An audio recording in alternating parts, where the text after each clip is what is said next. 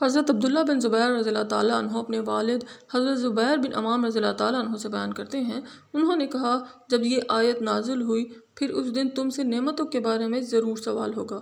حضرت زبیر رضی اللہ تعالیٰ عنہ نے کہا ہم سے کون سی نعمتوں کے بارے میں سوال ہوگا، ہمیں تو صرف پانی اور کھجوریں ہی میسر ہیں۔ نبی صلی اللہ علیہ وسلم نے فرمایا آگاہ رہو یہ سوال ضرور ہوگا۔ جو نعمتیں ہماری نظر میں معمولی ہیں غور کیا جائے تو وہ بھی بڑی نعمتیں ہیں، لہٰذا ان کا شکر کرنا ضروری ہے۔ معمولی سے معمولی غذا بھی بھوکا رہنے کے مقابلے میں بہت بڑی نعمت ہے۔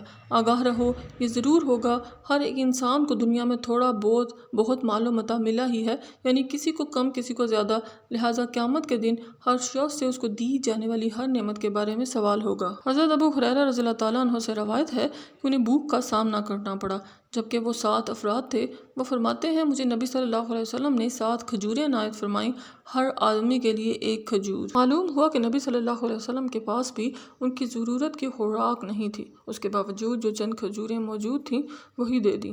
رسول اللہ صلی اللہ علیہ وسلم صحابہ کرام رضی اللہ تعالیٰ عنہم کی ضرورت کو اپنی ضرورت پر ترجیح دیتے تھے۔ قائد کو اپنی ساتھیوں کا اسی طرح خیال رکھنا چاہیے۔ تھوڑی چیز تقسیم کرتے وقت بھی انصاف اسی طرح ضروری ہے جس طرح زیادہ مال کی تقسیم میں۔